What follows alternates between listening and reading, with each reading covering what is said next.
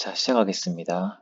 그러므로 남을 옳다, 그르다 라고 판단하는 사람아, 누구를 막론하고 내가 핑계하지 못할 것은 남을 판단하는 것으로, 여기서 것은 기준을 의미하는 거죠. 남을 판단하는 그 기준으로 네가 너 스스로를 정죄함이니, 죄를 정한다. 죄가 있다라고 정한다라는 거예요. 남을 판단하는 내 기준으로 나를 들이댔을 때 나는 죄인이 된다라는 얘기입니다. 쉽게 예를 들면, 야, 너 부모님한테 그렇게 하면 안 돼 라고 한다든가, 야, 너 다른 사람을 그렇게 대하면 안 돼 라고 다른 사람을 판단하죠. 근데 자기의 삶을 돌아봤을 때 분명히 그 기준에 위배되는 잘못, 그 기준을 들이댔을 때도 자기가 자유롭지 못한 그 잘못을 분명히 저지르는 겁니다. 자기가 무의식 중에요. 그런 경험들이 몇 번 있을 겁니다. 요즘 유행하는 말 중에 내로남불이라는 말이 있지 않습니까? 내가 하면 로맨스, 남이 하면 불륜이라는 뜻인데, 똑같은 행동을 나도 한다는 거예요.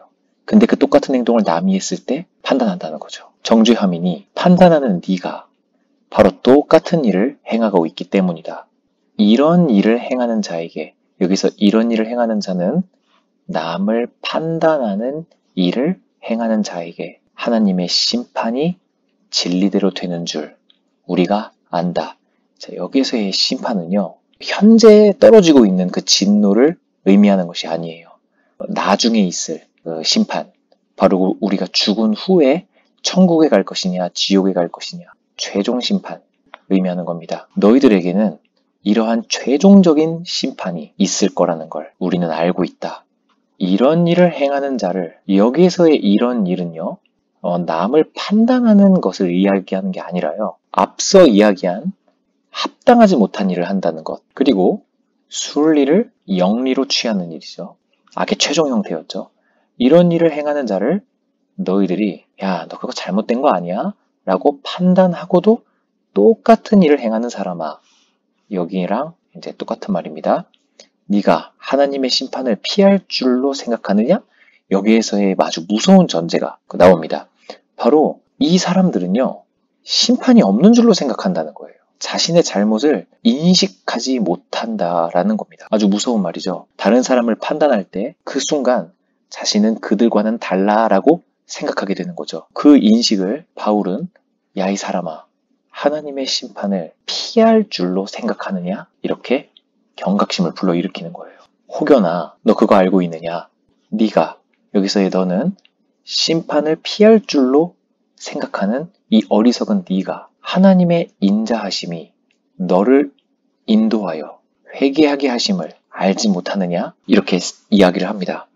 그럼 여기에서 나타나는 이 인식은요, 이 심판을 피할 줄로 안다라고 생각하는 그 이유가 지금 현재는 안전하다고 인식이 되니까 그런 거거든요. 우리가 오늘과 같은 평안한 내일이 지속될 거라고 생각하고, 그래서 저축하고, 그래서 약속을 잡고 이러지 않습니까? 그것이 난 괜찮네, 다른 사람에게 악한 일을 했더라도 괜찮더라, 하늘에서 천둥번개가 나를 때리지 않았다는 거예요. 그래서 하나님의 심판이 없구나. 그래서 심지어는 그럼 이 심판을 제공하시는 하나님조차 없구나 라고 생각한다는 겁니다. 근데 그 안전함, 이 심판이 현재 바로 일어나지 않는 그 이유는 하나님의 인자하심 때문이라는 거예요. 혹여나 심판을 피한 줄로 생각하니 그건 하나님의 인자하심이 너를 인도하여서 회개하게 하려고 참아주시는 거야 라고 이야기를 하고 있는 거죠. 이 바울의 논조가요. 바로 하나님의, 여기서 그는 하나님, 신이죠.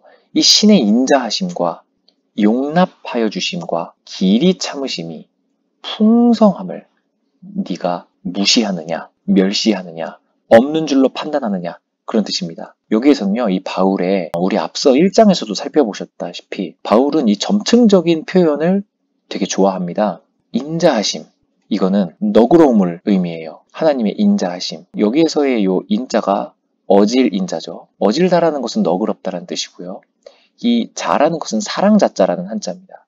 바로 너그러운 사랑을 뜻하는 거예요. 이 하나님의 이 너그러운 사랑하심과 이 용납하여 주시는 것이 이 너그러운 사랑의 결과죠. 이 용납하심과 그리고 이 인자하심과 이 용납하심의 정도가 여기 또 나옵니다.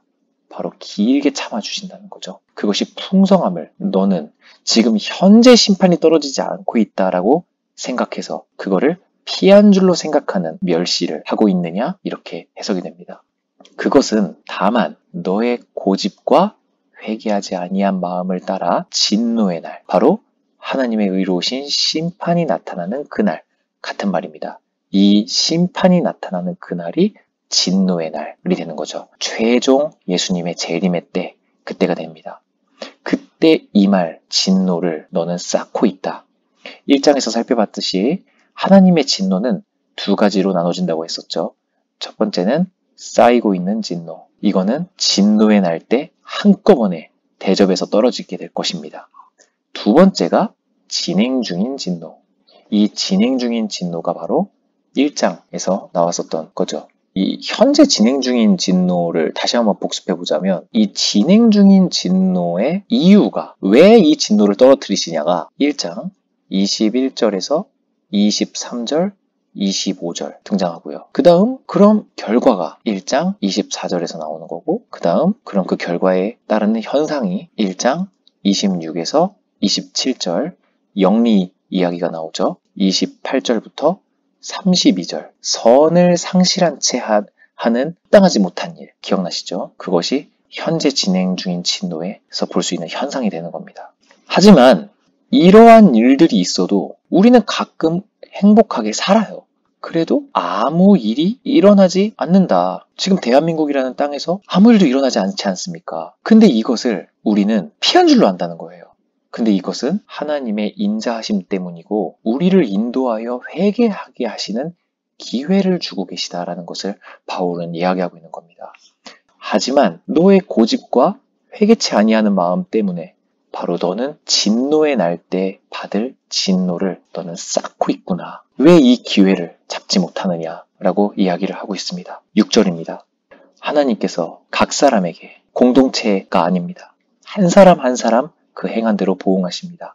그럼 여기서 이 각 사람이 누구냐? 바울은 두 가지의 대조를 합니다. 7절과 8절이 대조를 이루고 있고요. 9절과 10절이 대조를 이루고 있지요. 자, 먼저 7, 8절 참고 선을 행하여. 자, 선을 행하려면은 참아야 됩니다.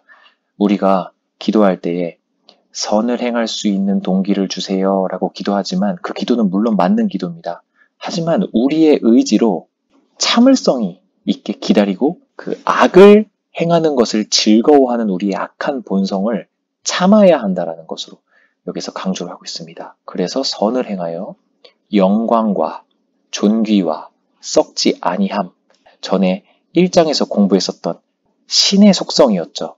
근데 우리는 이 썩는 것을 우상 숭배하지 않습니까? 자, 영광과 존귀와 썩지 아니함을 구하는 자에게는 영생으로 하시고 구한다. 바로 영화롭게 한다라는 것의 의미였죠. 오직 당을 지어. 여기서 이 당을 지어라는 부분을요. 쉬운 성경이나 우리말 성경 같은 걸 찾아보면 자기만 추구하는 이기주의를 의미한다고 합니다. 자기만 생각하는 거예요. 나의 행복만을 생각하는 것. 그것이 오늘날에는 선이죠. 자, 당을 지어 진리를 따르지 아니하고 불의를 따르는 자에게 진리와 불의가 또 대조를 이루죠. 진노와 분노로 하시리라. 최종 심판의 날을 이렇게 하신다는 겁니다. 또 9절과 10절이 대조입니다. 악을 행하는 각 사람과 선을 행하는 각 사람이 대조를 이루어요. 역시 각 사람입니다. 국가면 국가, 어떤 종교면 종교, 그 공동체가 최종의 날에 심판을 받는 게 아니에요. 어디에 편입하지 않습니다. 우리는 각 사람이 행한 대로 보응받게 되는 겁니다. 악을 행하는 각 사람에게는 이 최종 심판의 날 때 어떻게 하시느냐? 환난과 공고가 있을 겁니다. 먼저는 유대인, 그리고 이방인에게며 선을 행하는 각 사람에게는 이 최종 심판의 날 영광과 존귀와 평강이 있으리니. 이건 한번 곱씹어 봤으면 좋겠는데요. 영광은요, 하나님의 영광 속으로 들어가게 되는 겁니다. 존귀는요, 하나님께서 우리의 정체성을 인정해 주시는 장면입니다. 존귀하게 되는 장면이죠. 그리고 평강은요, 여기에 있는 환난과 공고가 없는 것. 환난과 공고가 없습니다. 여기는 평강만 있을 뿐이에요. 요거 세 개가 우리에게 주어집니다. 먼저는 유대인에게요. 그리고 헬라인에게라. 자, 이거는 구약을 상징하고 이거는 신약을 상징해서 오늘날엔 이 신약 시대의 이방인들까지도 해당되게 된다를 여기서 이야기합니다. 11절